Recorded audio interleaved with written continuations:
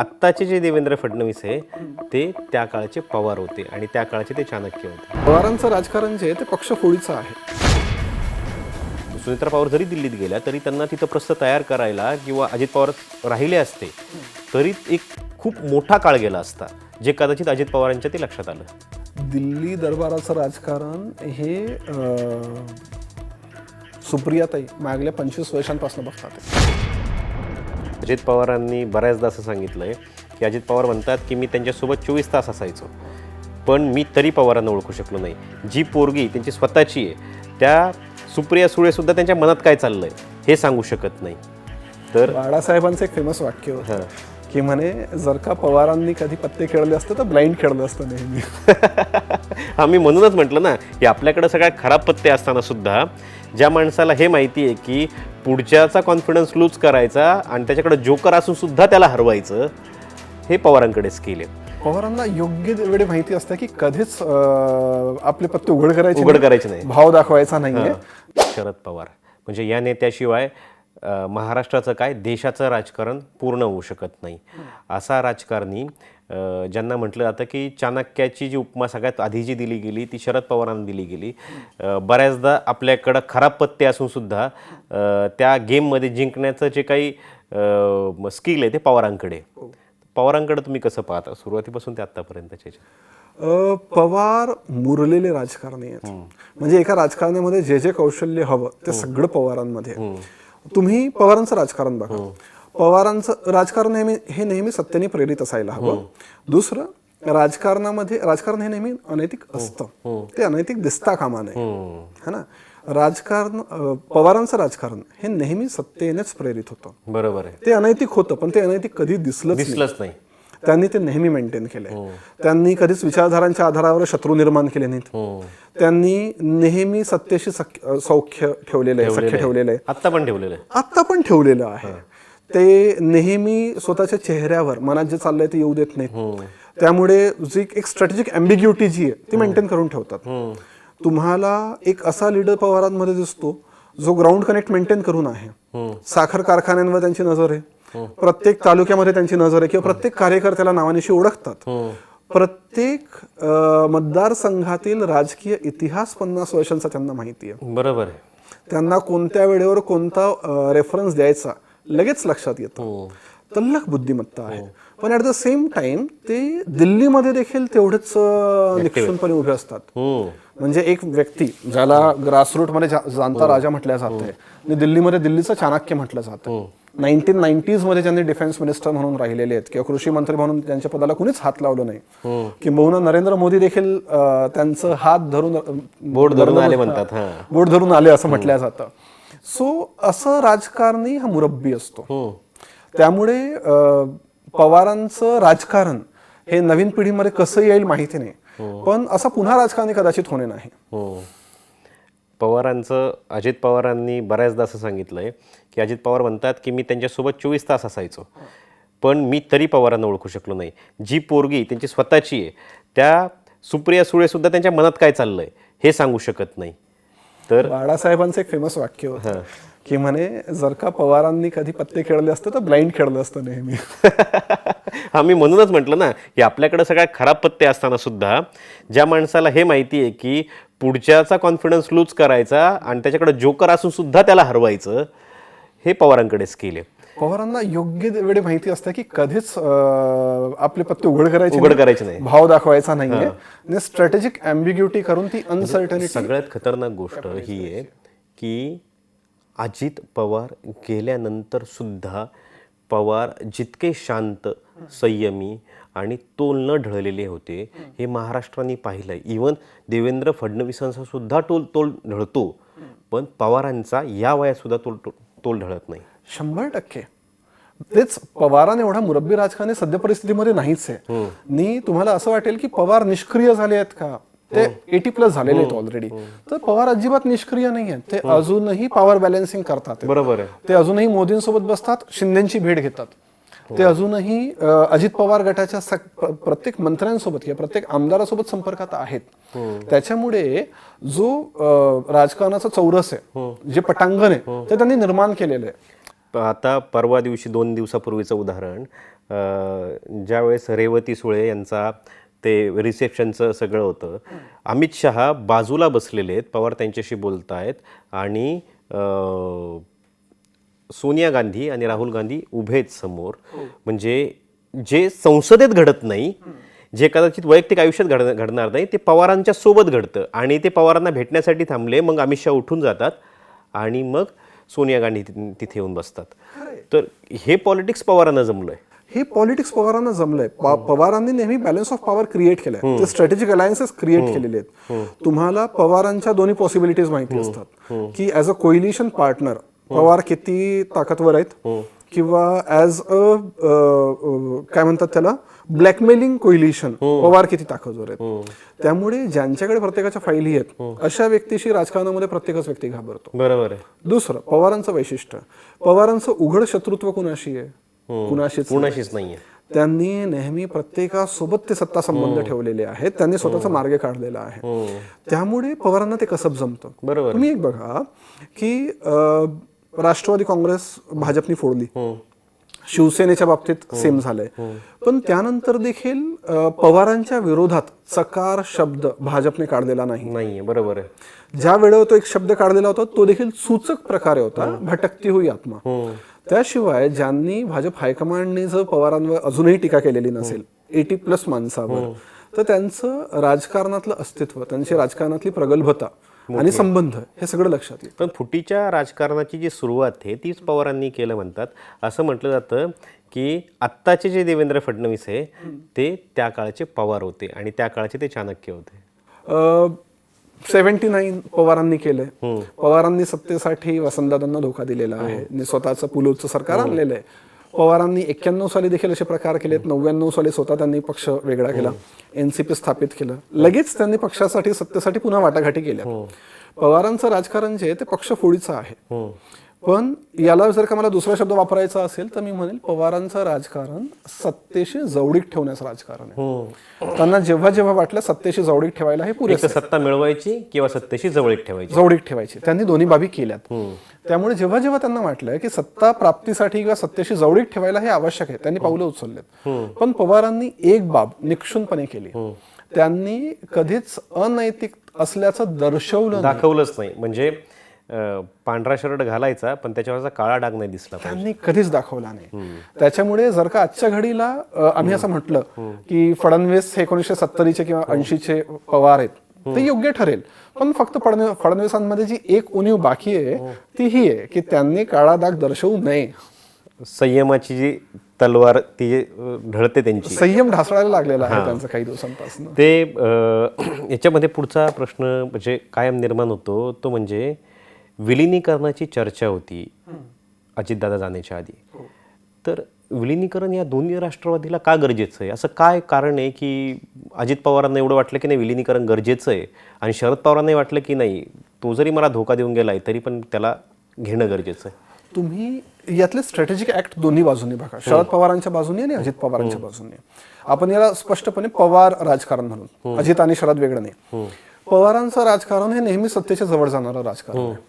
त्यामुळे सत्तेपेक्षा विलिप्त तुम्ही फारसं राहू शकत नाही. अजित पवारांनी ते केलं जे सत्तेसाठी आवश्यक होतं.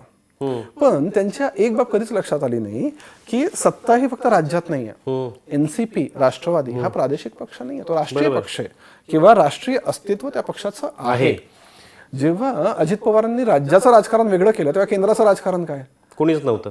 केंद्रामध्ये तुमच्याकडे लिडरशिप नाहीये. प्रफुल्ल पटेल आहेत पण प्रफुल्ल पटेल हे फक्त नेत्यांचे नेते आहेत. नेत्यांचे नेते आहेत जे स्वतः खासदारकी जिंकत नाही, तुम्ही काय नेते बनणार आहेत? बरोबर आहे. गोंदियासारख्या भागात ते येतात पण ते ग्राउंडशी कनेक्ट नसलेला नेता. पण तिथं दुसऱ्या बाजूला शरद पवार जे ग्राउंडशी कनेक्टेड आहेत आणि जे दिल्लीत बसून पण महाराष्ट्र चालवू शकतात. एक्झॅक्टली. एनसीपीचं स्ट्रक्चर बघा तुम्ही कसं आहे. एनसीपी मध्ये 2 फड्या शरद पवारांनी निर्माण केल्या. एक अजित पवारांची फडी जी 90 मध्ये फक्त एकदा खासदारकीमध्ये झाली, काकांसाठी परत महाराष्ट्रात आले. आणि अजित पवारांनी महाराष्ट्र सांभाळला.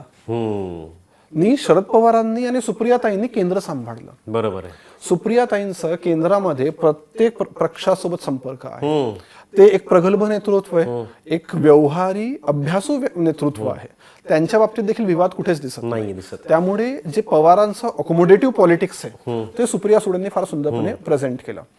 एनसीपी मध्ये फट पडल्यानंतर किंवा राष्ट्रवादीमध्ये फडी निर्माण झाल्यानंतर तुमचं दिल्लीचं जे राजकारण आहे ते पूर्णपणे संपलं. बरोबर आहे. नाही, तुम्हाला स्वतःच्या पक्षाच्या सर्व्हायव्हलसाठी, अस्तित्वासाठी आवश्यक आहे की दिल्ली आणि मुंबई दोन्हीकडे तुमचं अस्तित्व. म्हणजे तुम्ही बघा ना, सुनेत्रा पवारांना म्हणजे अजित पवारांच्या शेवटच्या काळात आणलं गेलं, खासदारकी जिंकली, सुनेत्रा पवार केंद्रात गेल्या, पण केंद्रात जाऊन त्यांना परत दुर्दैवी घटना घडली आणि राज्यात यायला लागलं.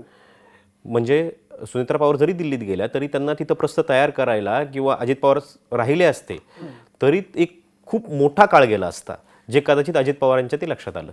दिल्ली दरबाराचं राजकारण हे सुप्रियाताई मागल्या 25 वर्षांपासून बघतात. बरोबर आहे. सुनेत्राताईंनी घरच्या जबाबदाऱ्या सांभाळलेल्या आहेत. त्यांना दिल्लीचं राजकारण समजायला पुन्हा अनेक वर्ष लागली असती. बरोबर आहे. आणि ते आलं असतं अथवा नसतं माहिती नाही. त्यामुळे ती पॉसिबिलिटी जी आहे की सुनेत्रा पवार हे एक दिल्लीचा चेहरा असू शकतात, ही फार कॅल्क्युलेटिव्ह नाहीये. ते एक रिस्की बेट तुम्ही घेतलेलं होतं. नाही, आणि पण जसं हे दिल्लीचं आहे ना, तसंच उलट महाराष्ट्राचं आहे. सुप्रियाताई ज्या आहेत त्या जरी महाराष्ट्रात आल्या तरी त्यांना महाराष्ट्राचं राजकारण समजायला कदाचित पुढची 10 वर्ष लागतील, कारण त्याच्यापेक्षा जास्त क्लिष्ट हे राज्याचं राजकारण आहे, जे अजित पवारांनी कोळून पिले होते अजित पवार गेल्या काही काळात. 100% खरंय. त्यामुळे पवारांनी 2 फ्रंट नेहमी क्रिएट करून ठेवलेले आहेत. केंद्रामध्ये सुप्रियाताई होत्या, राज्यामध्ये अजित पवार होते. त्यामुळे पॉवर बॅलन्सिंग आणि पक्षाचं सर्व्हायव्हल दोन्ही चांगल्या पद्धतीने होत होतं. आणि कदाचित हेच भाजपने ओळखलं आणि त्याच्यामुळं एक फळी फोडली की जी फळी यांच्यासाठी महत्वाची होती, राष्ट्रवादीसाठी. पण आता अजित पवारांचं जे राजकारण आहे ते बांधापासून सुरू व्हायचं. ते सहकारी संस्था, सोसायट्या, दूध संघ, बँका आणि तिथून ते राज्याच्या तिजोरीपर्यंत यायचं. अजित पवार गेले, पण त्यांच्या जाण्यानं एक ती फळी तयार झाली की प्रशासन आणि शासन यांच्यामधला जो समतोल अजित पवार करायचे, त्याच्याबद्दल तुम्हाला काय वाटतं? 100% खरंय. अजित पवारांचं या बाबतीतलं जे योगदान आहे ना ते पक्षीय राजकारणाच्या पल्ल्याआड आहे. तुम्ही वित्तमंत्री म्हणून कुणालाही स्थापित कराल, पण मूळ मुद्दा आहे ते कौशल्य आहे का? तुम्हाला पैसा कसा आणायचा, कसा खर्च करायचा, कोणत्या क्षेत्रामध्ये काय गरजा आहेत, त्यांची सांगड कशी घालायची, आणि सोबत राजकारण कसं करायचं, या सगळ्या बाबी कळतात का? लोकशाहीमध्ये निवडून येणं आणि प्रशासनामध्ये तेवढ्या एक्सपर्टीजनी मंत्रालय चालवणं, या दोन्ही बाबी वेगळ्या आहेत. अजित पवारांमध्ये तो गोल्डन कॉम्बिनेशन होता. अजित पवार हा कामाचा माणूस आहे. त्यांनी कधीच कामाला दुय्यम स्थान दिलं नाही. त्यांनी प्रत्येकदा आपली कामं पूर्ण केलेली आहेत. आणि ॲट द सेम टाइम त्यांची स्टेट पॉलिटिक्सवरची पकड अतुलनीय आहे. त्यांना प्रत्येक कार्यकर्ता माहिती असायचा, प्रत्येक आमदार त्यांच्या क्षेत्रातला माहिती असायचा. त्यामुळे येत्या वेळेत ही उणीव, अजितदादांची उणीव, ही फक्त राष्ट्रवादीला भेडसावणार नाहीये, ती महायुतीला देखील भेडसावणार आहे. पण अजित पवारांनी एक गोष्ट जी शिकवली ना, ती कदाचित राज्यातल्या नेत्यांना किंवा राजकारण्यांना शिकायला बराच काळ जाईल. ती गोष्ट होती वेळ. अजित पवार जी वेळ दिली त्या वेळेच्या 5 मिनिटं आधी हजर असायचे. 5 वाजता गाडी बाहेर पडायची बंगल्यातनं आणि ते सगळं सुरू व्हायचं. बारामतीला पहाटे 5 वाजता 6 वाजता पोहोचलेले अजितदादा पाहिले, तिथून निघून मुंबईत आलेले अजितदादा पाहिले आणि कदाचित तीच वेळ वाचवण्याच्या नादात अजितदादा गेले. पण तुम्हाला असं वाटतं का की राज्यातल्या राजकारण्यांनी ही वेळ शिकणं जास्त गरजेचं आहे की वेळ पाळणं, वेळेत पोहोचणं, वेळेत कामं संपवणं आणि वेळेत लोकांना भेटणं गरजेचं आहे? अजित पवार सारखे राजकारणी महाराष्ट्रात फार क्वचित आहेत. क्वचित म्हणजे कसे की जेवढेही राजकारणी आहेत ते इंटायटलमेंट बेस्ड आहेत. त्यांना वाटतं की मी आमदार झालोय किंवा मी खासदार झालोय म्हणजे सगळी लोक माझी चाकर आहेत. त्यामुळे त्यांनी कामांवर लक्ष दिलं नाही. अजित पवार हे शेवटपर्यंत कामांवर लक्ष द्यायचे. त्याच्यामुळे त्यांचा ग्राउंड कनेक्ट होता. आणि नवीन पिढीमध्ये असा ग्राउंड कनेक्ट कठीण करणं हे तुम्हाला फार त्रासदायक होणार आहे. किंबहुना जर का आजच्या नेत्या मंडळींनी ते शिकलं, त्यांचा वक्तशीरपणा असेल किंवा त्यांची अवेबिलिटी असेल 24/7. मला एक गोष्ट साधी सांगतो. आता आमच्या एका काही कार्यक्रमानिमित्त भेटीगाठी घ्यायच्यात नेत्यांच्या. तर आता पत्रकारांना भेटीगाठी तर सहज मिळतात, म्हणजे बाकीच्या गोष्टी तर हे आहेत, पण भेटीगाठी घेताना पण तुम्हाला एक गोष्ट जाणवते, नेत्यांच्या वेळा. मला सगळ्यात जास्ती अवेलेबल नेता जर कोणी वाटला असेल, बऱ्याच लोकांना तो एकनाथ शिंदे वाटू शकतात, पण मला वाटलं सुनेत्रा पवार.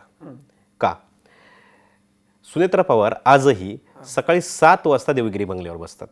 7 वाजल्यापासून भेटी सुरू होतात लोकांच्या. आजही तिथं लोकांची जी ट्रीटमेंट आहे ती त्याच प्रकारे जशी अजित पवारांच्या काळात होती. म्हणजे मला अजित पवारांचे जे काही चालक होते, वाहन चालक, त्यांनी जी गोष्ट सांगितली ती खूपच भारी होती. ती अशी होती की ज्यावेळेस अजितदादा इथं बंगल्यावर असायचे, ज्यावेळेस लोकांची रांग लागलेली असायची, त्यावेळेस पण अजितदादा हे सकाळी 7 वाजता बसायचे देवगिरीवर आणि त्याच्यानंतर ते सगळ्या भेटीगाठी आणि सगळे कामं आटोपणं सगळं सुरू असायचं. त्यावेळेत जे लोक बाहेर बसलेत त्यांना चहा ठेवण्याचं काम कित्येकदा सुनेत्रा पवारांनी केलेलं आहे. राज्याच्या उपमुख्यमंत्र्याची पत्नी किचनमध्ये जाऊन लोकांसाठी चहा बनवते, ती सर्व करते. ही खूप मोठी गोष्ट. हा जो ग्राउंड कनेक्ट आहे पवार फॅमिलीमधला तो खूप कमी लोकांमध्ये दिसतो. म्हणजे थोडंसं काहीतरी सत्ता मिळाली, पद मिळाले की लोक इतके हवेत जातात की त्यांना वाटतं की हा माणूस कोणीच नाही माझ्यासमोर. काही राजकारणी कल्चर्ड आहेत फार जास्ती.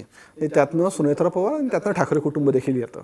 त्यांचं तुम्ही वैशिष्ट्य बघा, ज्यांना जिथे संतुलन स्थापित करायचं होतं त्यांनी ते केलंय. फॉर एक्झाम्पल सुनेत्राताई यांनी नेहमी कुटुंबाची काळजी घेतलेली आहे. बरोबर आहे. यांनी नेहमी कार्यकर्त्यांची काळजी घेतलेली आहे. अजितदादा खमके होते पण तेवढ्या मायाळू सुनेत्राताई आहेत. त्यामुळे ते जमलंय.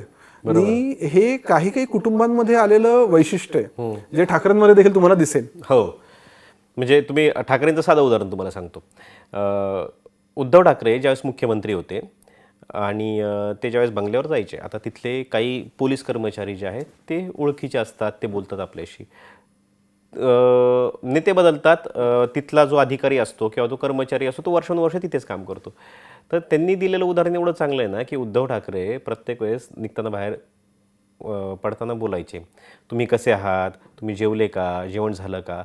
ते आरे कारे करून बऱ्याचदा कोणाशीच बोलत नाही, ते आहो काहो करूनच बोलतात. आणि हा जो मान आहे उद्धव ठाकरेंना दिलेला तो त्या पोलिसांना सुद्धा माहिती. फक्त उद्धव ठाकरेंचा प्रॉब्लेम हाच आहे की त्यांना जी चौकट घेरून ठेवली, जो त्यांनी खूप लोकांना दिला पाहिजे तो कदाचित फक्त लिमिटेड लोकांनाच पाहायला मिळतोय. खरे, उद्धव ठाकरेंनी माई ठाकरेंना बघितलेलं आहे. हा, ज्यांनी माईंना बघितलेलं आहे त्यांच्यासाठी तो कुटुंबवत्सलपणा जो आहे, जी आपुलकी आहे, मायाळू स्वभाव जो आहे तो आपसूक येईल.